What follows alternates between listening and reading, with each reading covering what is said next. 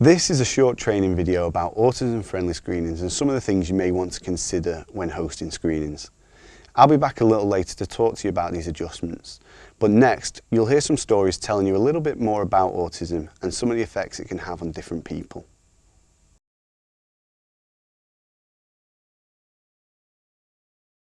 I'm Stacey Richards and I live in Southampton. My son Jake has a diagnosis of Asperger's syndrome. Jake's just a normal little boy who's 8 years old. He has similar interests to 8-year-old boys, but he might have a more intense interest at times. He wants to make friends, but finds it tricky. So he wants to do all the normal things that other kids do. He's a really funny, charming little character. He's very chatty and has been since the day he could talk. He's also really, really clever, very bright. He's able to take information and use it in ways that I would never imagine. So he's really almost like a mini scientist. Jake finds certain things difficult. It might be a noise or something he can see, a smell, or it might be something more about the way he feels. So when he is overwhelmed, he may be understimulated by his senses or overstimulated. So it's very tricky with Jake because things change. Sometimes it's too noisy, sometimes it's not noisy enough. Jake is able to talk very fluently and eloquently, but the social nuances of conversation can be very hard for him. So sometimes he talks too much, sometimes he doesn't know when to stop talking, and he doesn't pick up on body language or cues that other people would realise. So if someone says goodbye to him or thanks for coming, he might not respond in the way you would expect and just be completely silent, not realising that he's making a faux pas or appearing impolite. When it's unpredictable what's going to happen in a situation, Jake will refuse to take part sometimes or avoid it. If something's predictable, then he's much more likely to join in. Often children like Jake can appear naughty because of the behaviour that they're doing. So they might be pulling away and trying to avoid a situation, or they might appear to be refusing to speak or refusing to look at someone. Jake's never trying to be rude or impolite, and he would never want to offend anyone, but the situation that he's in is making him feel that way and react that way. So it's really around awareness, and the more people are aware, the more they will just give him a break and just understand that he's not himself. So he is a very lovable, chatty, funny little character. If Jake is not acting in that way and he's being silent and appearing moody, then something's wrong. It's not that he's trying to be rude to you. Jake loves to go to the cinema. He absolutely loves movies and he enjoys the whole experience. We always get a pick and mix, and I think he knows what to expect at the cinema. He absolutely loves the fact that he can predict what's going to happen, and he anticipates it and really looks forward to the films. It feels really relaxing to go to an autism-friendly showing because I don't have to worry about, say, ear defenders to reduce the noise because the noise is already reduced. I can trust that most things will be comfortable for my whole family.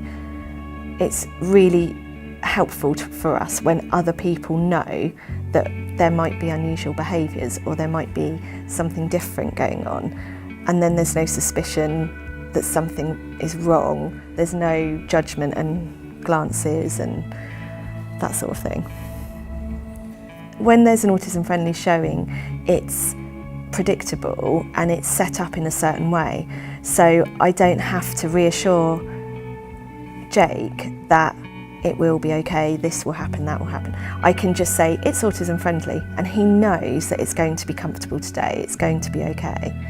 So just being able to label it as autism-friendly is a big thing for our family. For him, he knows that he can be himself in that environment. He can go and wear his ear defenders or have a special toy with him, whatever he wants to take with him to make him more comfortable. He can do that and no one's going to tell him off, no one's going to judge him, none of the other kids are going to look at him and laugh. He can just be himself on that particular day.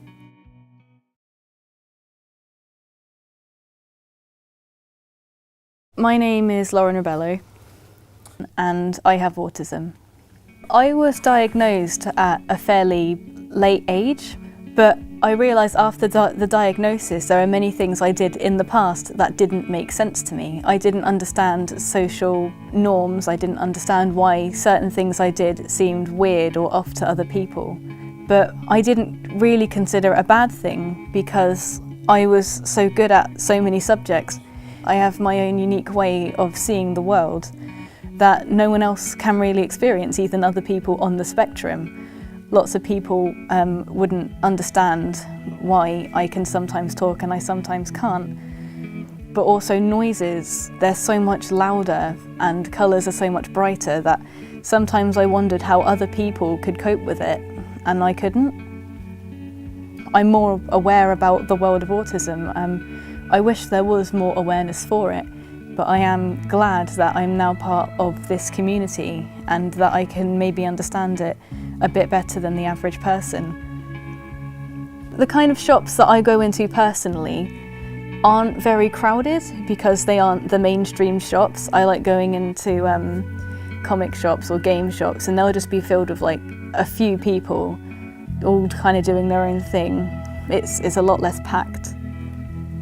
Also, I don't usually leave the house without someone because I like there being someone with me to, first of all, kind of distract from the outside environment. Like if I can focus on them and what they're saying, I can sometimes block out the stressful environment that is around me.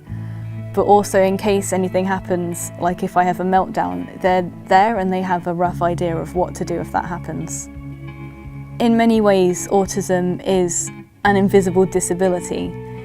I don't have a physical disability that people can see, so if I do something out of the ordinary, it's just seen as either rude or strange and I get a lot of kind of abuse from it.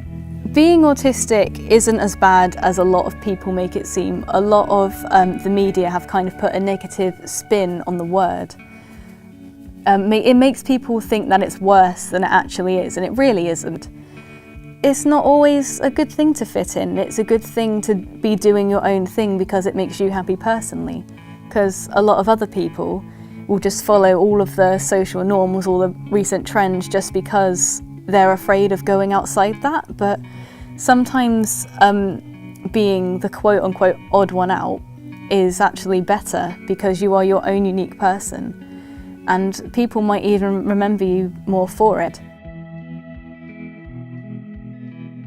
I think the main difference between going to a regular screening and an autism screening is there is less stress to deal with before and after the film. You're not worrying too much about the noise that might happen during the film, the kind of things that might happen that you weren't warned about, the fact that there's less people. It just makes it easier, knowing all those things in advance, it makes it easier to leave the house in the first place. It is nice to be surrounded by people who understand where you're coming from. It feels a lot more comforting and you'll get less judgment from parents and from other people if you do something quote-unquote out of the ordinary. My name's Callum Corser. I'm a Central Operations Support Coordinator for Odeon Cinemas. One of the main things I do, as well as other things at Odeon, is manage disability and access from an operations perspective. That can be from organising autism-friendly screenings to other general disability-related and access things. The autism-friendly screenings that we do are created and designed with the intention of removing some of the barriers that people often face when they come to the cinema. I think as a cinema industry, we need to understand that the cinemas can be quite loud, challenging, bright lights all over the place. For people, it can just be that little bit too much. We do AFS to create a safe and relaxing environment for people that they can come in and be themselves at.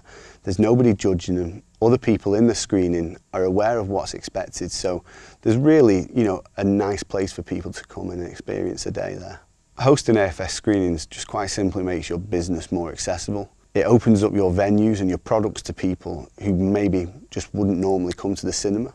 I think one of the things I would like to see is that cinemas understand the importance of the screenings and the part and role they play in bringing them to life. I would also like to think that maybe more cinemas in general might do them and do more showings regularly, because it really does just create more opportunities and raises awareness of autism.